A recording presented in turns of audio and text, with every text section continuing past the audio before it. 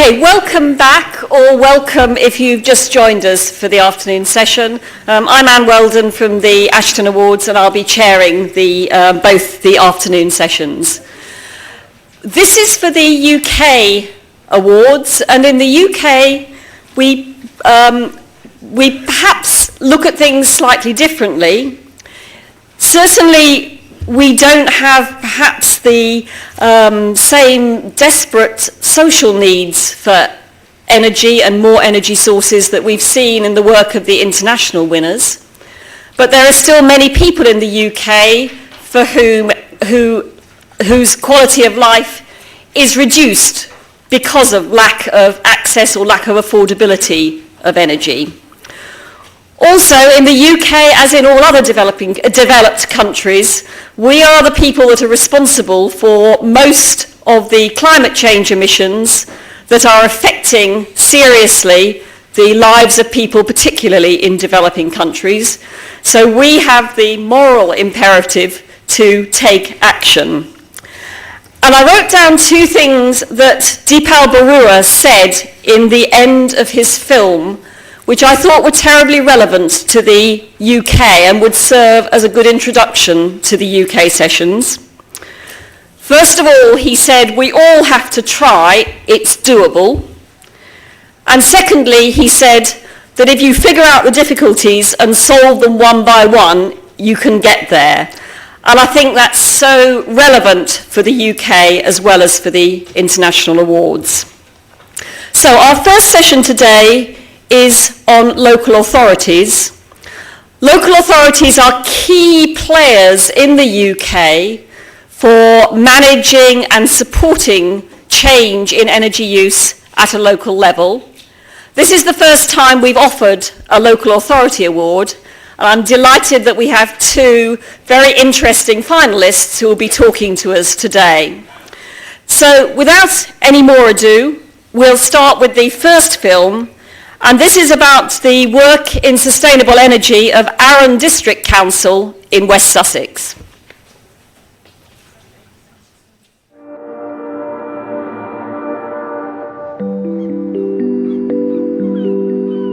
Arun is a small district council serving a wide variety of coastal and rural towns and villages in West Sussex.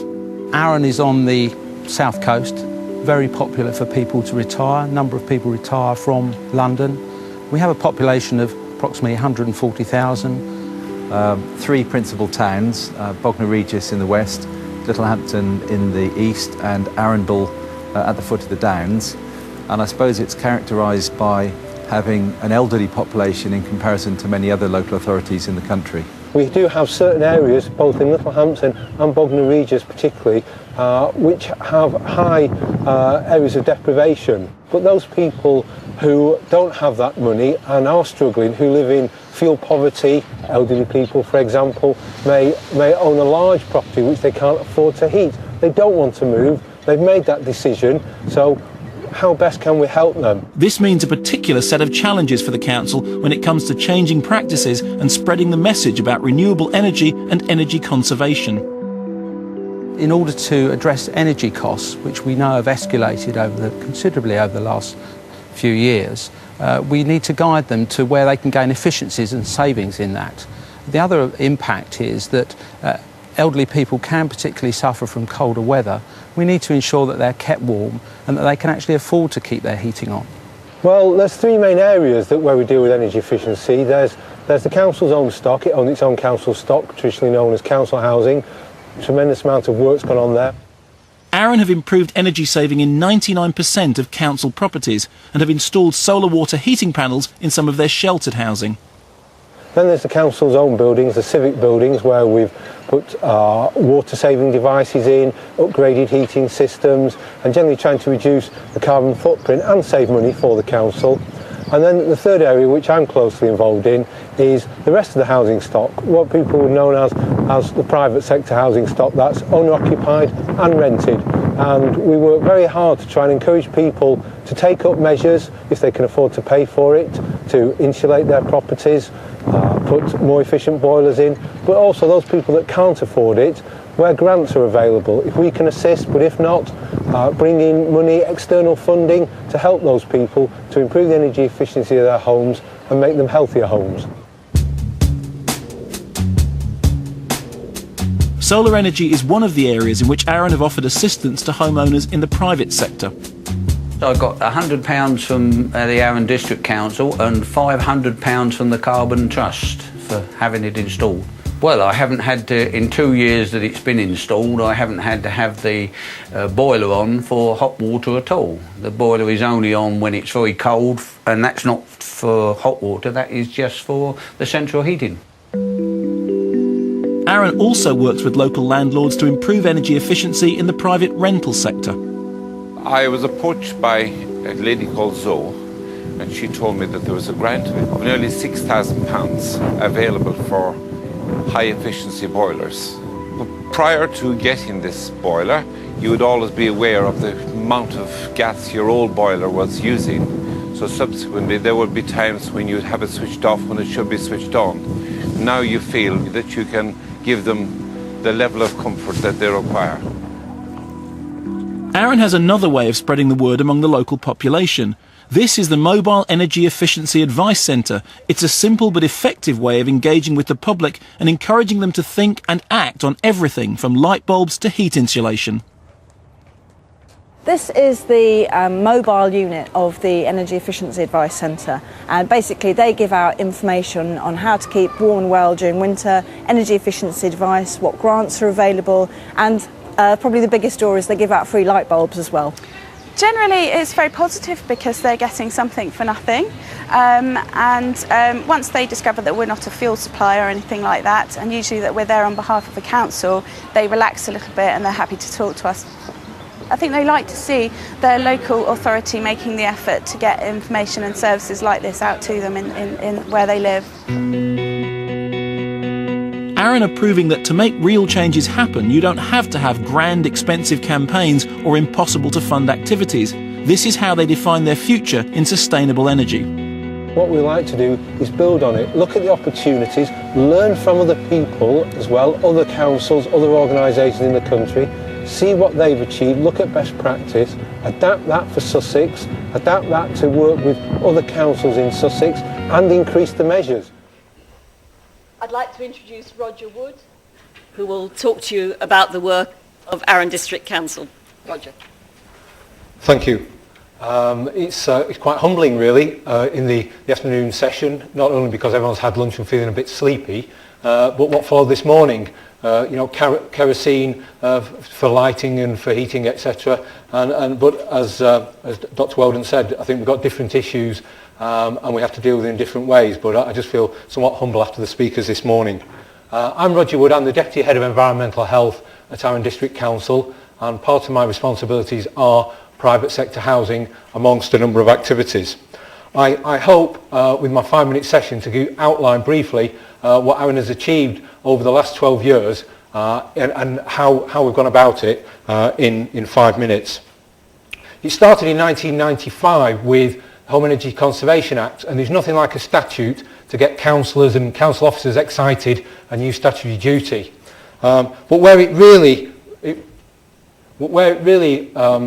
came to play and really ramped up was when HECA Action, those are people who've been around as long as I have, remember, it was an opportunity to access funding to help with the HECA or the Act's duties. It was a government-sponsored initiative, and Arun led a partnership of all the West Sussex councils to fund the Mobile Energy Advice Centre, which is you just saw operating in the film. What was actually as important as the advice centre, and it took quite a lot of work, as you can imagine, to put it together and get agreement, was it actually drew the councils together into a forum, and that forum's still going today, the Sussex HECA Forum or HECA Forum, however you want to pronounce it. And getting the people together to agree what needed doing, how it should be kitted out, was the catalyst really for things that have continued from then. And certainly what it has done, it's helped more initiatives. to be developed as the partners who form the forum, all the local authorities in West Sussex, and we have the Energy Advice Centre and various other people who have joined. We're not exclusive, we try to be inclusive. That's helped more initiatives to be developed.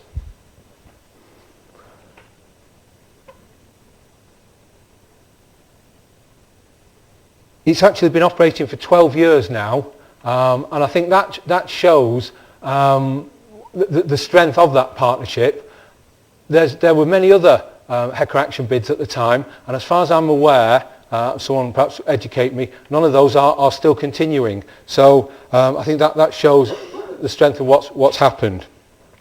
You saw something of Arun in the film. It showed it really as a coastal resort. Well, there's a lot more to it. It's certainly a diverse area. As you can see, we have a property there in the slide which is in a deprived ward with high indices of deprivation, and the other property isn't.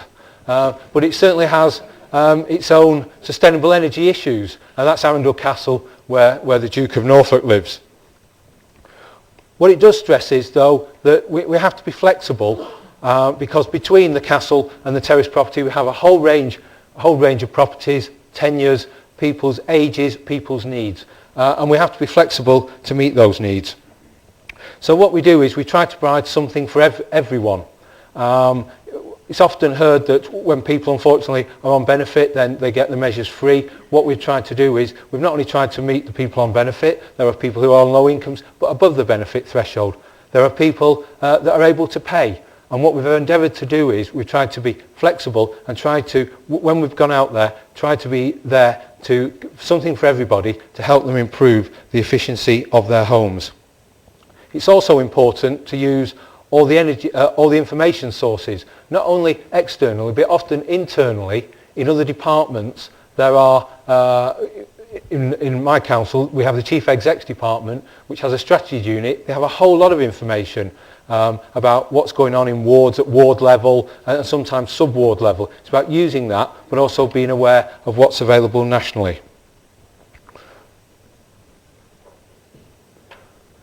It's also about trying things, and this letter has been unbelievably successful in persuading people to improve the energy efficiency of their homes, and it's been successful for three reasons. It's got the Arun District Council logo at the top, and we're not always popular, particularly when the council tax bill drops through your door. It's got my signature at the bottom, and it's got a whole lot of information in the middle, and that information is good news for people, and that's about what I was saying earlier. That's about making something available for everybody.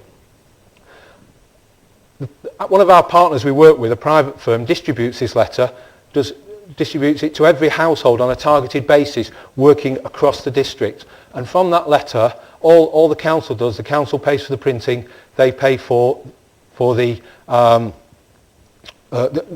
distribution. I've been told I've got to speed up here. It's also about looking at what all the other organisations do, about taking best practice examples, adapting them to you. You don't have to be original. In fact, I can't think of a single initiative that Arun has that's original, and this is just one of them, our Eco-Faith initiative. The council's undertaken many improvements to its own stock.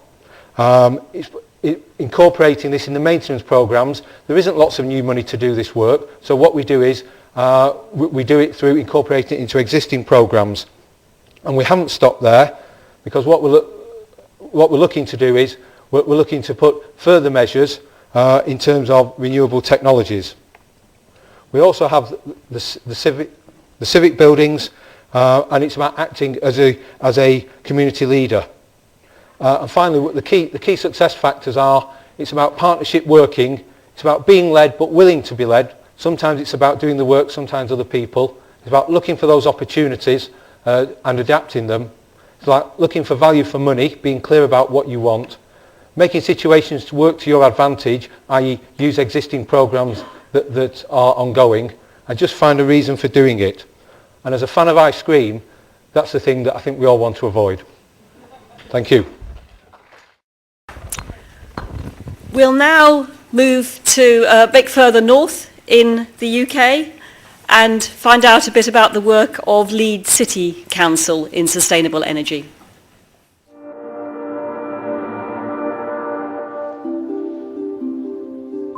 How does a city whose very identity was forged in the fossil-fueled industrial revolution reinvent itself for a new ecologically aware millennium?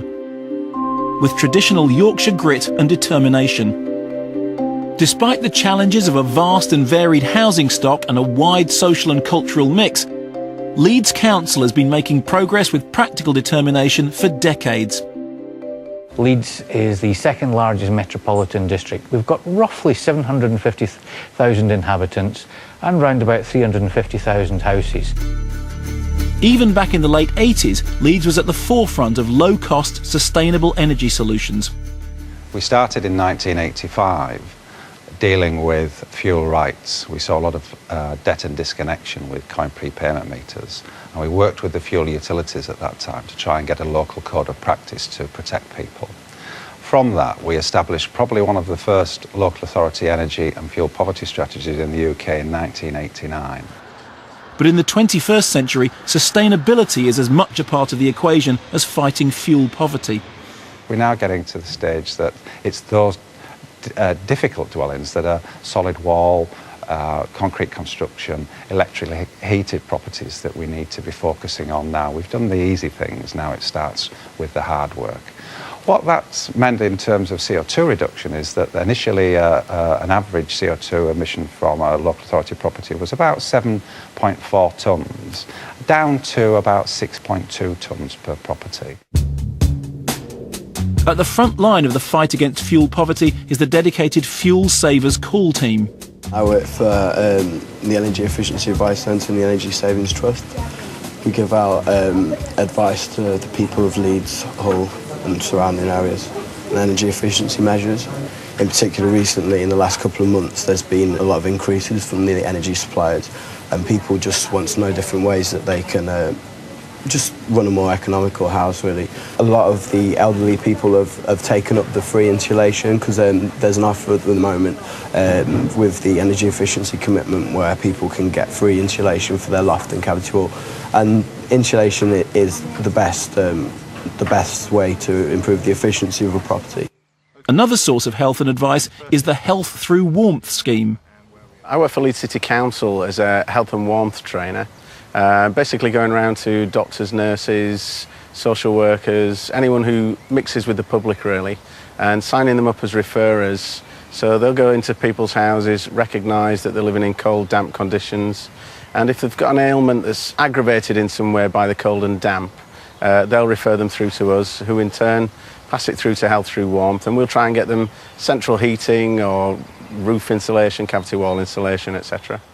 One beneficiary is Mr. Aitken, who learned of the scheme through his GP. Today he's having a new condensing boiler and cavity wall insulation fitted.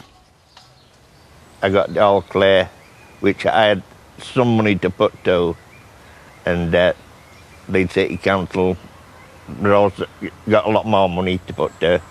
And now I've just got a new boiler and radiators put in. As well as fitting central heating, we'll also get the cavity walls filled and roof insulated. It's pointless putting extra heating into a house where it all escapes. So we'll do all the extra parts as well to make sure that it's as an efficient piece of accommodation as possible.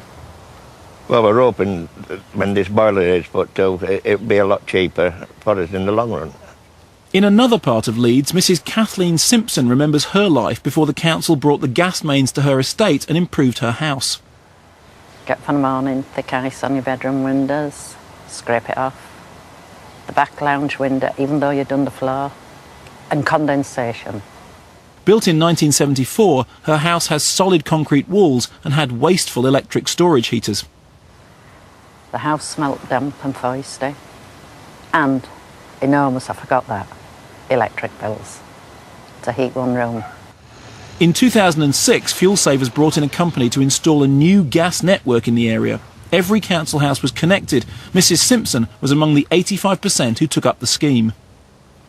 We got new windows, double glazed, which we'd never had before, doors, and rewired, and it's luxury. Leeds Council is putting a vast range of measures in place to manage the challenges of its formidable heritage, but the real concern of the Fuel Savers Office is real world and real lives. What we believe we've constructed in Leeds is a down-to-earth, common-sense approach to delivering large volumes of work over time. And that has led to fuel poverty reduction in the city and is leading to CO2 reduction across the board in line with our climate change strategy. Leeds is, as was said on the video, the second largest UK authority, but the Ashden logo is an interesting one in that Leeds is a little bit like a dartboard, in that the centre, at the core of the city, there's a lot of social deprivation, fuel poverty where the householders can't afford to heat the homes, and social problems. And on the outer ring, where it's sort of green, a lot of upper income households who are using the heating systems and using energy profusely and creating large carbon footprints. So that the issues that we've got in Leeds are about dealing with carbon reduction in the upper income households and providing warmth to those households that are struggling to keep warm. We probably have 1 in 3 households in the city who are struggling to keep warm, and of those 1 in 5 households are elderly, disabled, long-term sick, etc. Now, of the housing stock, we probably are one of the largest local authority stockholders in the UK with 60,000 homes, and clearly we can influence what's happening there. But what we've got to do is clearly take the message out to the broader church of Leeds occupants up to that 320,000 households. And we also provide an advice service to the conurbations of Bradford and Hull, which are in our region, to a total of 660,000 homes. Our core objectives clearly are fuel poverty and CO2 reduction, and it's apt that Leeds has the Royal Armouries in the area, because we actually use a term of using a sort of a set of weapons in an armoury of weapons to support and deliver our programmes.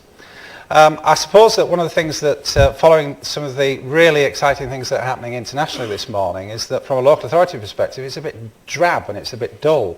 What we're about is policy and procedure and creating the foundations within our area for development to take place.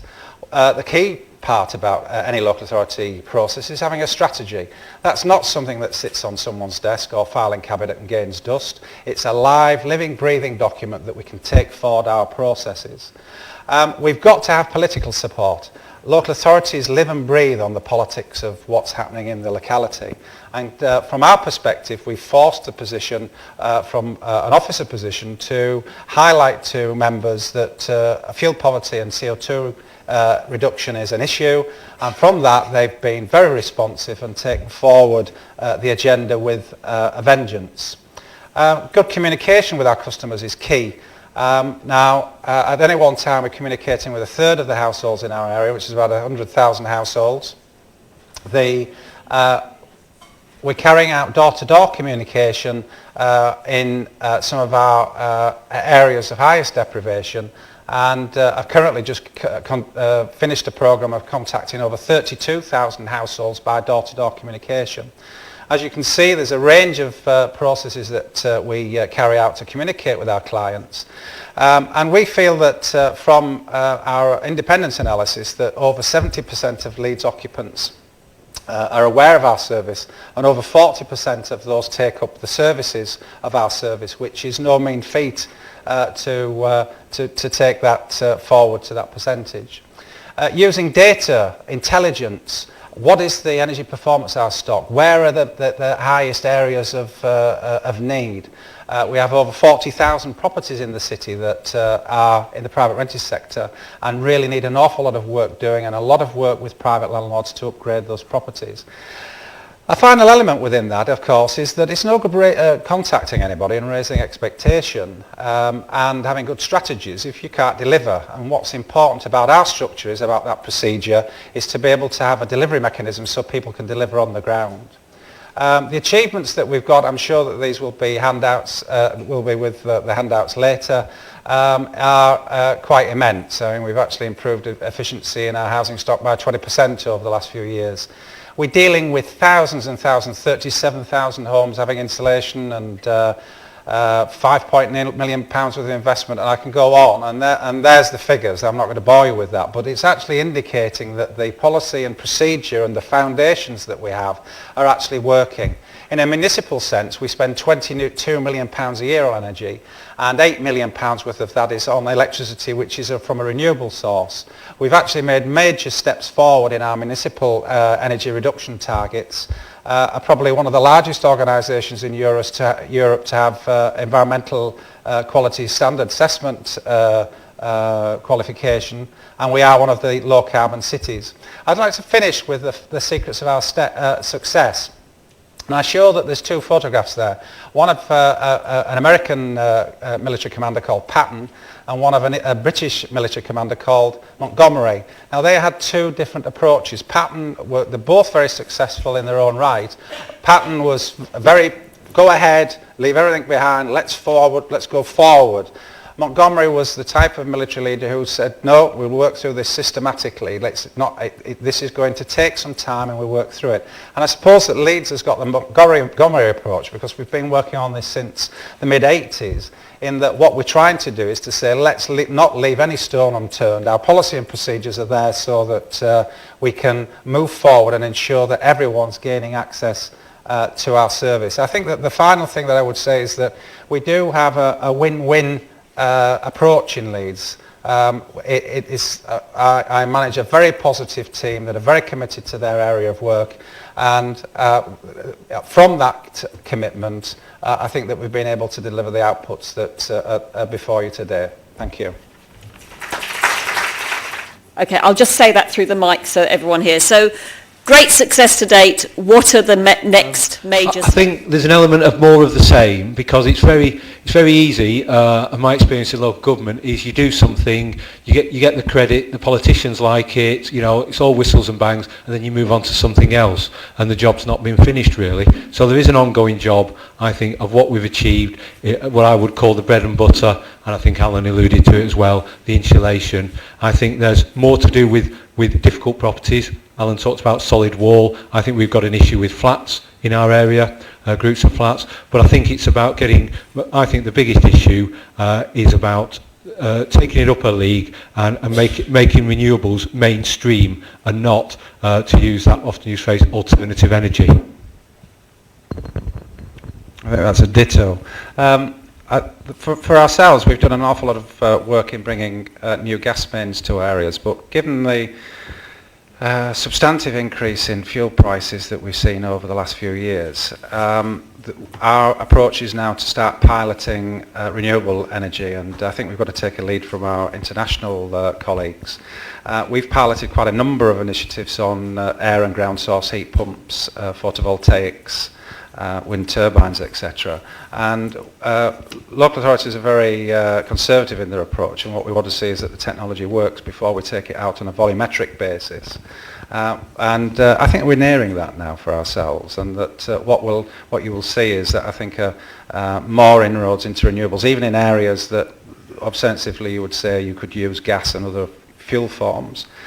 I think also that the emphasis now based upon our national indicators is more on carbon than at any time in the past, and that you will see local authorities being very focused now in the future, whereas some in the UK have been very good, but it's been a bit hit and miss. And now from more or less this year onwards, I think that you'll see that there will be strong carbon targets at a local level and substantive reductions based upon some of the initiatives that we've seen. So the question is to whether how to get community buy-in for using renewable energy at a local level. Wind turbines are controversial. Well, not in our own area. I think we'd welcome that technology. It's got to be in the right location. It's like anything, isn't it? So community buy-in. Well, we've led as a local authority the northern region on development of a business plan for energy service companies, which is something now the Energy Saving Trust have done some business development work on, and now government are interested in that. Energy service companies are about local authorities going back to the roots, really, pre-1930s, in looking at whether local authorities can be energy providers in their own right and then get community ownership of that process. Slightly different to what you're saying. I think that on a smaller basis with cooperatives, I'm sure that most local authorities are supportive of that, but it's the development work that's necessary to deliver that, and I think that we probably look to the private sector to support us in that area.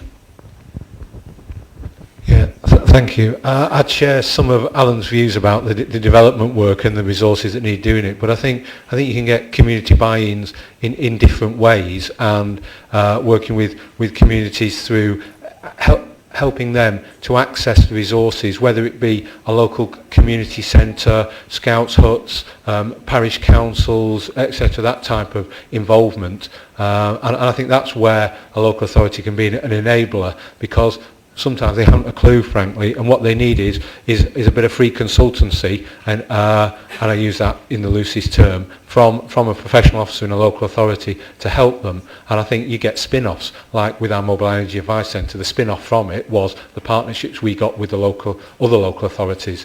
I think with community buy-ins, I think what you do is you spread the word and people take it into their own homes, into their businesses, etc. So this is crossing. But in terms of building wind turbines, I think that is controversial where I am, aesthetically, and I also think there's a national feed-in tariff issue about costs into the grid, etc., which are some bigger issues which are got to be done nationally, not local authority-wise. I would say, hopefully none of my members are watching, I still have resistance at times. Not all members, and anyone who's worked in a local authority knows that they ultimately call the shots. Not all members are wedded to it all, but you never will. You won't get 100% agreement with everything. In terms of what Arun have done and the issues you saw there. Once it's how you present it to them, and once they see the success and you get an initial success, they are positive about it, but you won't win with all the people all the time. Interesting question. I think that from our perspective is that there are, as an authority that has a spend probably larger than the national product of Bangladesh, about over $3 million, 1.7 billion pounds. We have statutory duties to deliver within that programme, and it's really large. The politicians focus on those main key line statutory duties. And therefore, if you don't have a statutory duty, you don't have a legal power to take it forward. The politicians tend to go, well, it's okay, and it's a voluntary thing. And so that's why in the UK you might get hit and miss approaches to energy and the environment where there hasn't been the substantive legislation in the past to urge local authorities to focus in that area. There's an act that was mentioned earlier, the Home Energy Conservation Act, that's likely to be repealed, which will take probably the only statutory instrument away from local authorities to look at energy and the environment. And we would look towards new legislation coming towards focusing the minds of politicians to that area of work. But until then, we're jumping between a little bit of statutory duty and how they feel about it on a voluntary basis. And when you leave it to that voluntary basis, it does become patchy. Okay, so the question is about innovative financing, and if you could just say very, very quickly answer that. Yes, I think there are, and I think it's a constant search, and it's as much a part of the job as getting properties insulated as it is to find out where those sources of funding can be accessed. And I think part of the benefit of the Ashden Award process is that they can help local authorities and other organisations to do that, to find out what it's all about. Yeah. Okay, thank you both very much indeed. Thank you.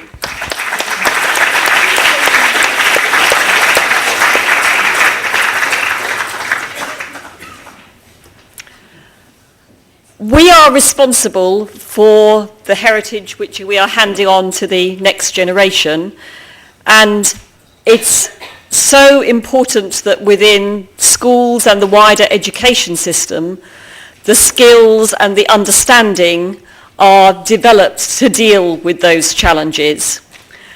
And through the Ashden Awards for Schools, We see schools that are doing a fantastic job, and we're absolutely delighted today to have the pupils of our 2 finalists for this year's Ashden Schools Award, who will be showing what they can contribute back as well to showing the more mature members of the audience here perhaps what we should be doing and we should be thinking about. So I'd like first of all to show the film from Ringmer Community College in Sussex, and then invite the speakers from Ringmer to come up and speak.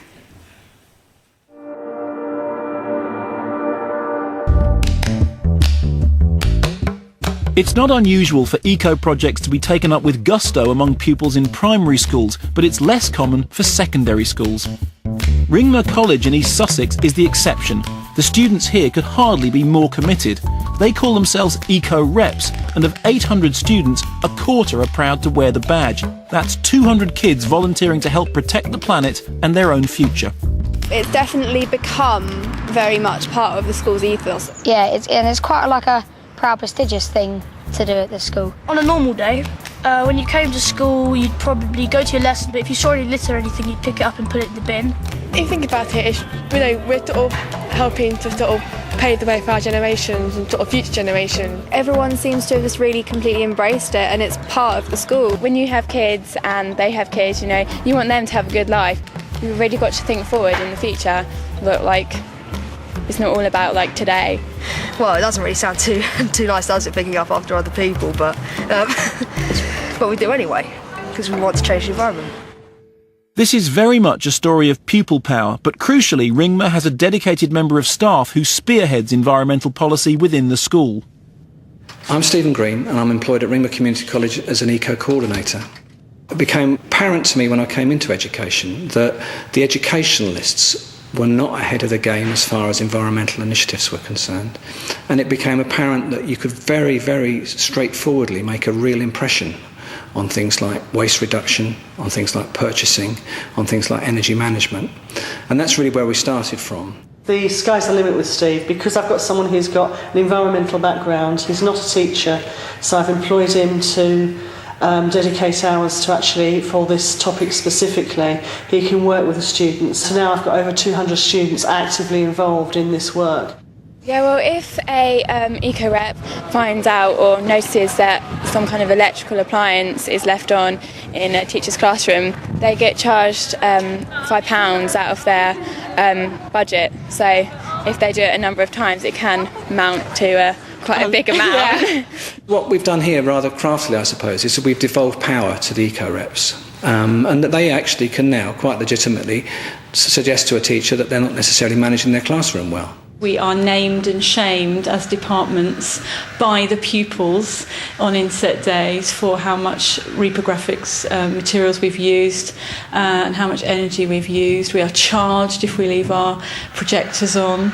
We're really made to feel that we've got to pay attention to this. We don't just pay lip service to it, we actually put our money where our mouth is. I know at the beginning there was a resistance on this by some of the staff because they felt that it could well cause some aggravation between them and the pupils. I have to say that hasn't happened. It's not every secondary school that can demonstrate such visible and effective commitments on green energy. Well, we have the wind turbine that uses the wind, and we have the solar panels that uses the sun and turns it into more energy for light bulbs and other things. And any spare energy that we have, we sell to the national grid for a bit of money. And if we need the energy back, then we buy the energy back off the national grid. Ringmer didn't start with the advantage of modern energy-efficient buildings. The main college building dates from the 1950s and still has its original heating system. They've devised a simple and effective way of saving energy and money. The caretaker, Graham Allen, manually adjusts the temperature of the boiler throughout the day and turns radiators on and off. It may not sound like anything special, but it's helped the school save £6,000 a year in gas bills, and it's something that all schools with similar systems could do. The pupils are even involved in the design of the school's new buildings.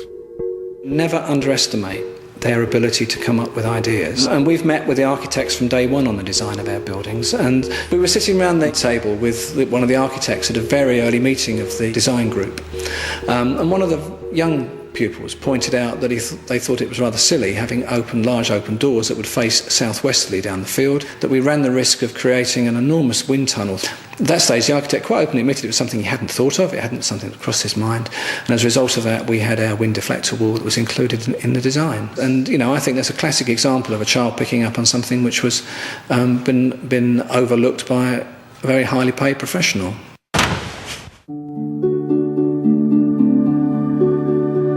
Ringmer is leading the way in pupil involvement. Can other secondary schools take a leaf out of their book? What we're trying to do at Ringmer is to take very small steps to making a big difference. Too many people, whether it's in schools, in institutions, in public buildings, or even in large corporations, go through this belief that it's not my energy, it's not my paper, it's not my resource, why should I worry about it? Well, the answer is we all need to worry about it. And unless we pass that message on to our children, then it'll be a problem which they will not be able to overcome. Okay, I'm delighted to hand you over to Angus Miller, Jenny Roberts, Charlotte Lockyer and Becky Holbeach, who will tell you more, Holbeach, who will tell you firsthand about how the eco-rep system and the environmental management of Ringmer School works.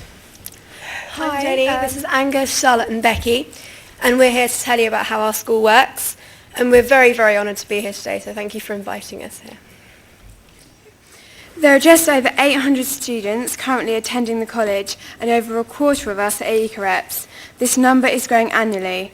Everybody is enthusiastic and contributes to the college in some positive way, anything from recycling to publicity, and anyone who expresses a view to get more actively involved can do so at any time.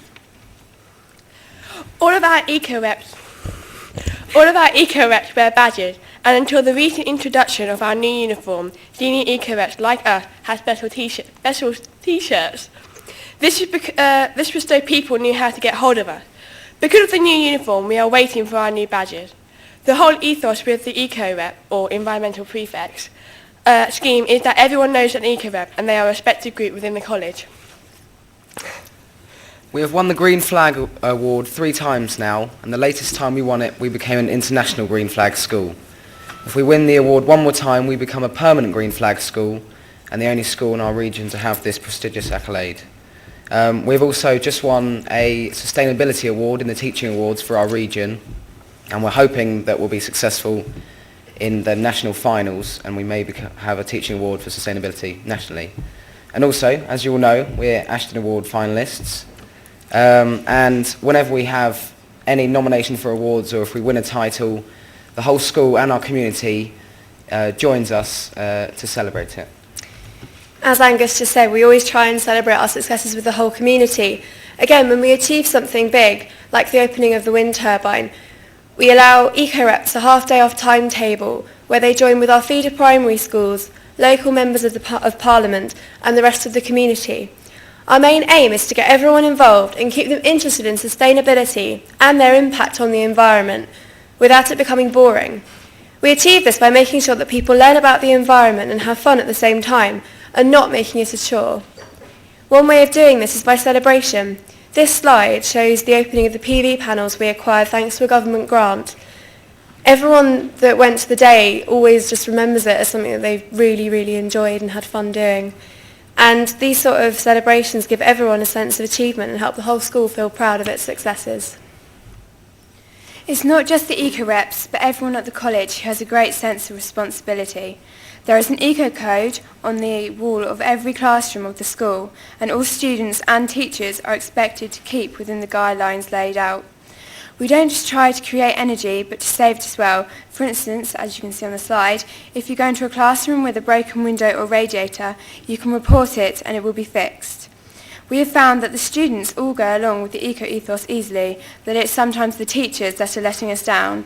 So now we have introduced a system whereby the teachers have amounts of money deducted from their curriculum budget if they repeatedly do not turn off lights, computers or projectors. So far, we found this initiative seems to be working well. Wherever possible, we try to get our students involved with everything going on in school, from attending events like this to emptying recycling bins in the class. One example of exciting opportunities given to our eco-reps was the involvement in the design of the new sixth form. Because of the meetings with the architects, our new building will have lots of energy-saving devices, such as ground source heating pumps and passive ventilation. Thanks to many generous benefactors and through Mr. Green's hard work and expertise, we've managed to take our campaign for sustainability in schools to a national level. Just recently, EDF helped us to put this advert into many national newspapers, and we estimate around 20 million people will have seen our school on the front of this, in a page of the newspaper, sorry. And also, we've given talks similar to this at the Houses of Parliament and also at the NEC in Birmingham, and we hope to give many more in the future and to continue in this way for years to come. Thank you very much for listening.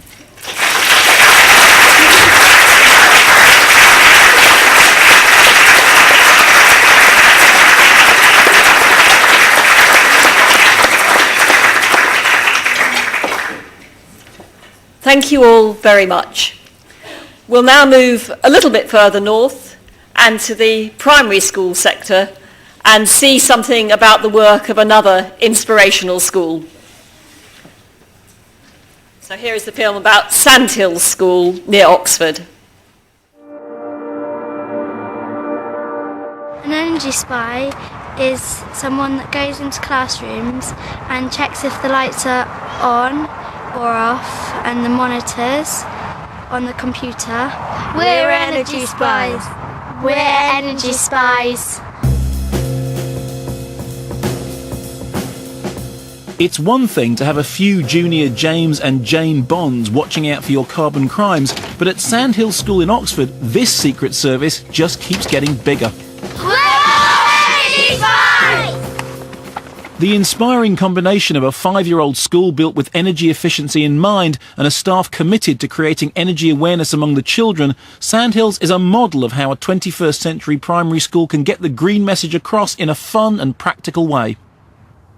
We're trying to generate this sense in the children that what they do now really will have an effect on the world that they live in the future. Newly qualified teacher Emma Lacey has been involved in many recent projects. She looks for new ways of spreading the green message, like this version of Who Wants to Be a Millionaire in school assembly. This means our winners are the Eco Warriors!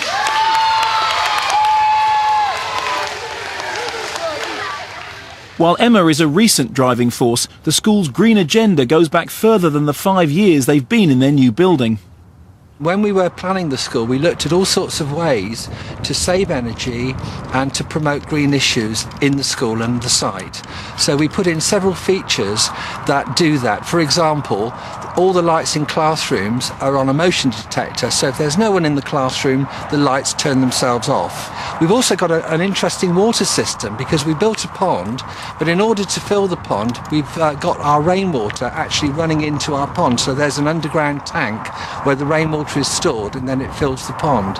We're going to go and read the meter to see how much energy we've saved. In another part of the school, energy spies join caretaker Mick Philpott as he explains the school's energy reading. Right, this is a thing we do on the 1st of every month. 4, 3, 3, The children take down their own records in order to check that the school is using the energy carefully. The children have a really positive attitude towards all of the environmental work that we do here. I think they really passionately believe in what they're trying to do. I think it's a very genuine thing from them. Emma uses drama as a way of highlighting green issues, performed in the school's open-air amphitheatre. I'm worried about polar bears if they get extinct, for my children when I'm older might not be able to experience them. If we keep putting pollution in the air, we won't have anywhere to live. We've been working on a theatre project which is based on the idea of some children going to an island, finding a new world. It's all very beautiful. They then ruin the island in the same way that humans are on planet Earth. The people then disappear, and then creatures, which the children have all devised themselves, come in and rescue the world in various very random ways. So we're trying to kind of make it very cross-curricular. While one part of the energy group conscientiously recycles organic waste from the school's kitchens down by the specially made pond, at the other, the gardening club is underway. Hannah Mortimer is insistent that the children aren't just passing the time or learning for the sake of it. They're growing food and becoming real gardeners. Well, I think it's important that we do proper gardening because we've been growing food that we enjoy eating and that gets used in the school kitchen. And we're also learning things at the same time, aren't we, Lily? Yeah. What kind of things, Lily, do we like to find in our garden? Worms. Sandhills may seem to have it all. It's in an idyllic setting, it's new and it was built with energy efficiency in mind, but it's the genuine commitment of the staff and the pupils themselves that have already earned them an Eco Schools green flag. When there was a shortfall in funding for the school wind turbine, the headmaster looked to other sources of income. We had to find something like £15,000, and we did that by putting together a number of sponsors and benefactors. We had support from our parents and children. We did a copper collection in school.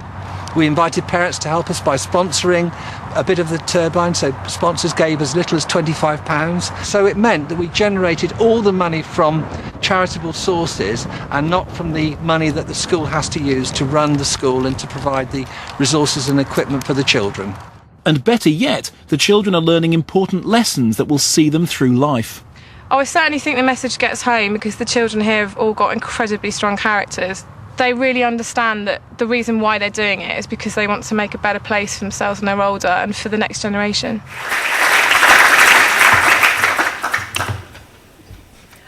Okay, when we heard that Sandhills School were working on a drama project to do with the environment, we asked Emma Lacey if she would be willing to bring this project here, and we're absolutely delighted that the Sandhills Drama Group are going to do a shortened version of their drama project for you today. Just also to make clear, there's normally 20 of them, so we've kind of done a mini...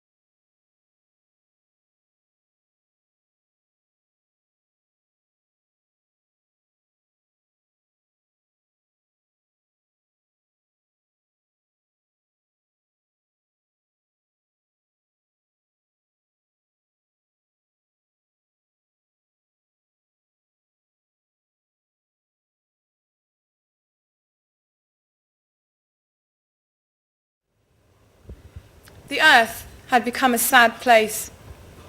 The humans needed a place of natural sanctuary and went searching for a new land. They found an island, uninhabited by people and problems. The island was a strange and yet happy place.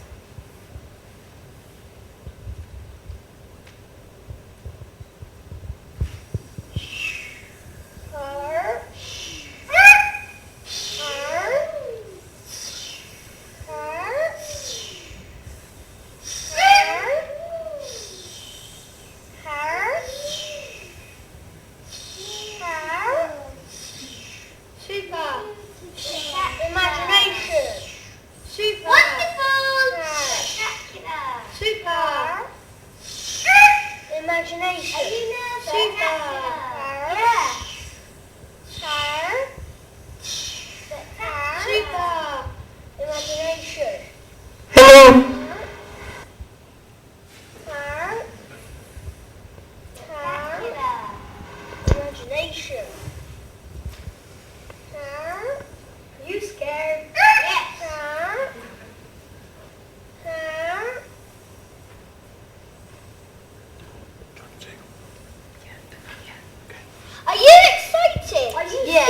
nervous at the same time. Yeah. Is that just talking to the tree? I don't know. Emma.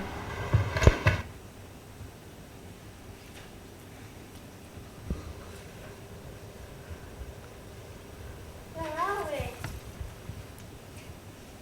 Are you enjoying it? Yes, I am.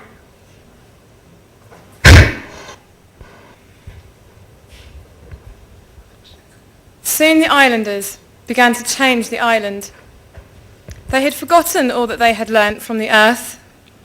They began to cut down trees again, burn what nature had to offer, and choke on the poison that they had created.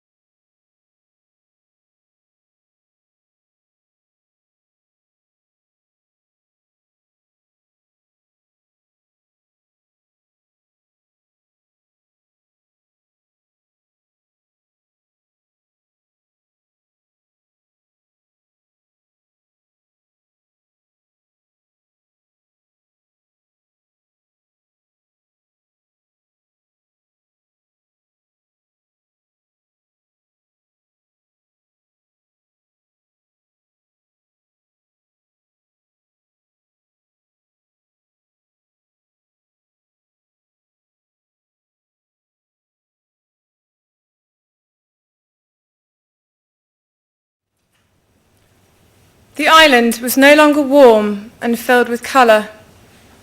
Instead, it made noises of loss and of sadness.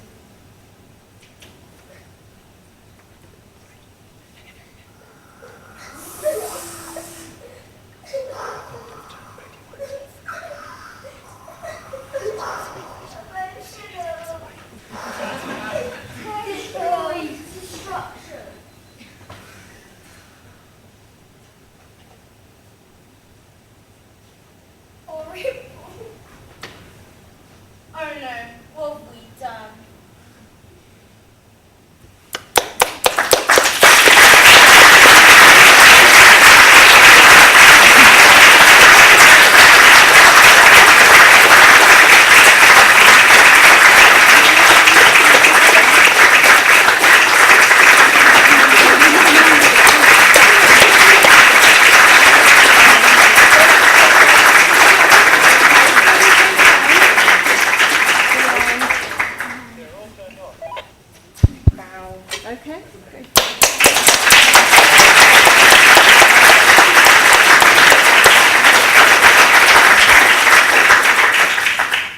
Okay, thank you very much indeed to the drama group of Sandhills School, and I think the final remark from that, oh no, what have we done, is something that all of us should perhaps take away as our responsibility today, but oh no, what can we do next as well?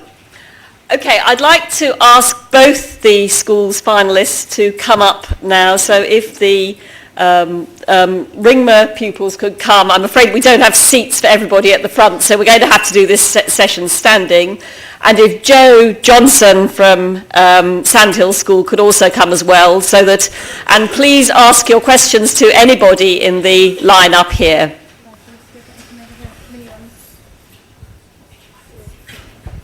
Okay, so any questions to the pupils or staff of our finalist school?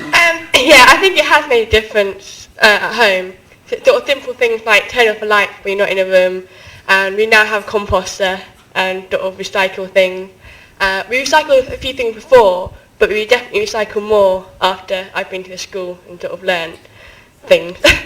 Okay, well, speaking for me personally, my family have started recycling cardboard, which I can now take to the actual school composting centre, so that's enabled us to be able to do that, but also we've started using energy efficient light bulbs and stuff like that in our house. Yeah. And when we did an assembly a few months ago, Mr. Green said to the whole, like half of the school, said to them, can you put your hands up if you now recycle at home? 85% of the people in the room put their hands up, which is a massive increase from like 3 years ago when hardly anyone did. So it definitely has made a huge impact on people at home as well as at school. Okay, just to in case anyone didn't hear that, what advice from these schools on how to get the local community involved? Well, you have to bear in mind that the local communities do get involved because they send their cherished children to your school for a start, which is a good way to get involved with the local community. We've gone out on sort of outreach things. We've gone out and sent pupils out to WI markets. We've done things at church. We've had events at the school. We had a green energy day at school on a Saturday, actually, which we put on with our local authority and a company in the area. And that was a public event which attracted a good number of people from the locality. They found out about what grants were available from local authorities, what they could actually do at home to make a difference. I think even in the last 12 months, people have seen such significant rises in energy costs now that you'll be surprised the number of people that will show an interest in that type of activity.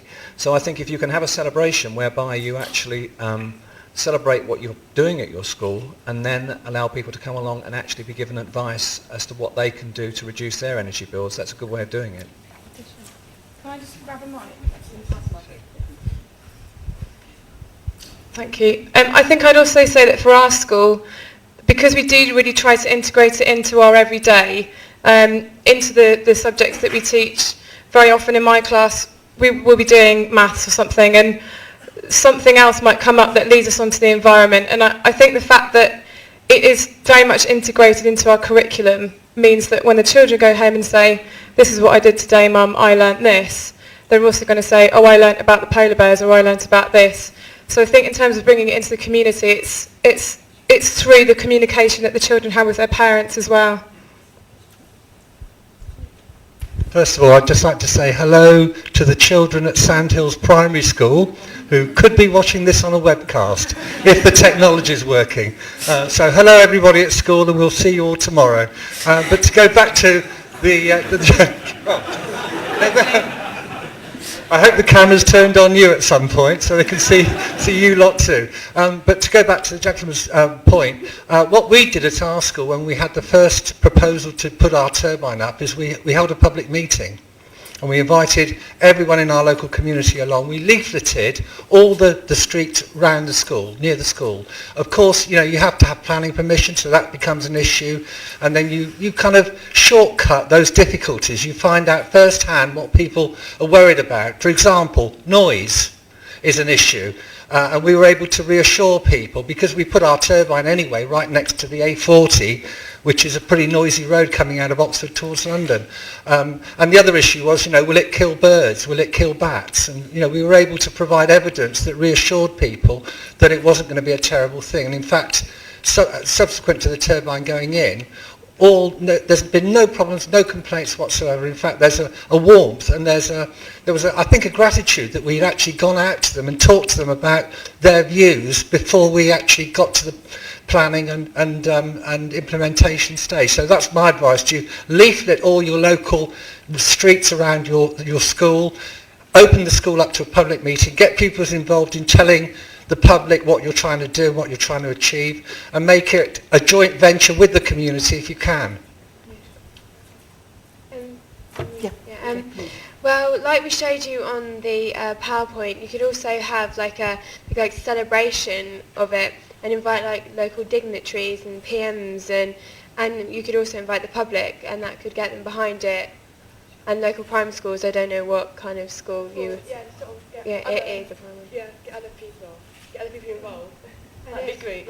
And if at the same time as doing that, you tell people about it and tell them how it works, because a lot of the time you'll find that people are quite scared of wind turbines and solar panels, so they don't know how they work, they don't know how much energy they produce, and they don't know how expensive they are. But if you tell them all of this, then it takes the danger and the fear and the whole kind of like, oh God, it's unknown, what do we do, out of it, and it makes people feel more receptive to them. Sorry, I'll just say the question is what would you say to a head teacher who doesn't think eco issues are the top priority? One thing is saving money, which is always very attractive to head teachers. But the other thing is because student voice has been strengthened, and because the students at school know that their voice is going to be heard, and it's not just a tokenistic thing. You can go out and see real concrete and tangible examples of how they're changing not only their immediate environment but influencing things globally. Then the whole ethos and behaviour and attitude in the school becomes 100% better. Over the past sort of 4 or 5 years, I've seen the school really unite as a community, and when you come in, everyone comments about what a friendly, warm ethos our college has. And people are quite afraid of coming into secondary school, so you sort of find that automatically in primaries. But one parent once said to me last year, came out for an opening and said, I hope you don't take this as an insult, but your school feels to me like a primary school. I said, no, I take that as a great compliment, because I've always found primaries very approachable. They're friendly, they're full of colour, they're full of vibrancy and life. And I think what secondary schools do is squeeze out the creativity that we've seen from these young people, and we don't actually realise what gifts they come to us with, and that's what we try to do at Ringmer. We try and realise what primaries do for them, the confidence. They're already using these issues when they come up to us, and we just try to build on that, and I think that's what a lot of secondary heads forget. So it can turn the whole ethos and your whole college around on its head, and it's really profound. I think all I'd say in a non-confrontational way to a head teacher that wasn't grappling with these issues is that maybe you're not in the right job.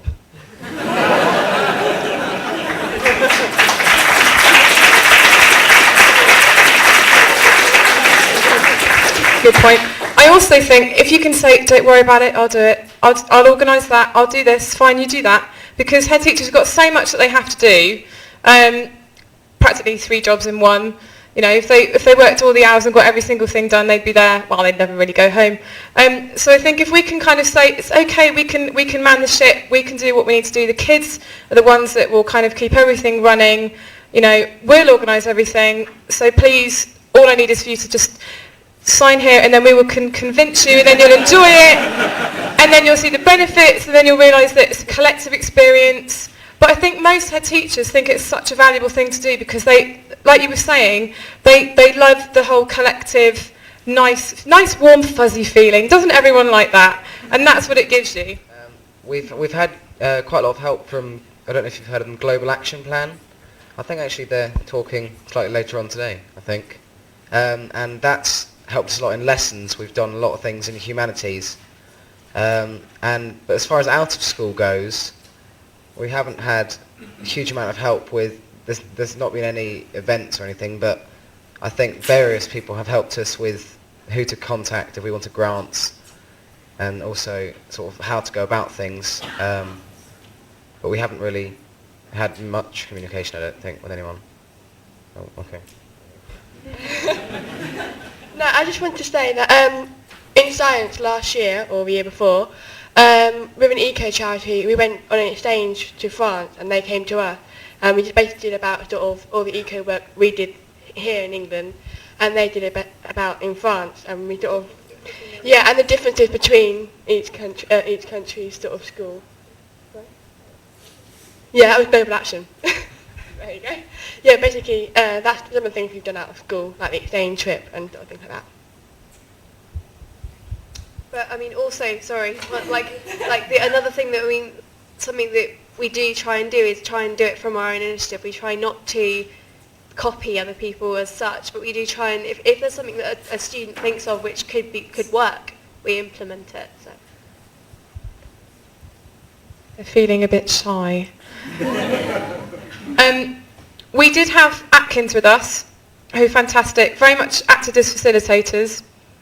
We haven't been working with Atkins for a year, so to be honest, it's just been very much a case of being self-sufficient and just, you know, continuing the routines that we've set up, and the children thinking of their own ways of progressing further. Children saying, oh, why don't we do this, or why don't we do it like that, and then the teachers going, oh yeah.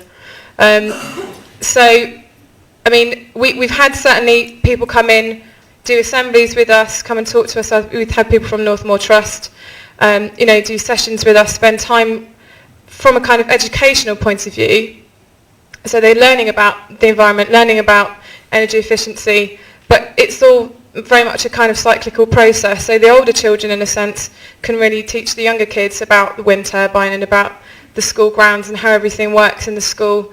And it's something that we do from an educational perspective within the class, really, and then have external companies coming in. If that answers that question, probably doesn't. Thank you. Right, that's very good. There are two more questions lined up. I'm conscious that this has run over slightly, but I really want to give everyone here the chance to answer, because I think the answers are so relevant. So if we could have two short questions, one first from Alan Jones and then from the gentleman right at the back. Yes, I think as local authorities we've got an awful lot to learn from the two examples from Ringmer and Sandhills today, absolutely marvellous. The question that I do have to ask as a sort of a finance guy within the local authority is to Ringmer Cathy, and then a comment. Cathy, how did you justify Stephen Green's post financially to the governors on what grounds? I mean, it's great that it's there, but how can we take that back and get Stephen? The second one, Stephen Green, great surname. Was that part of the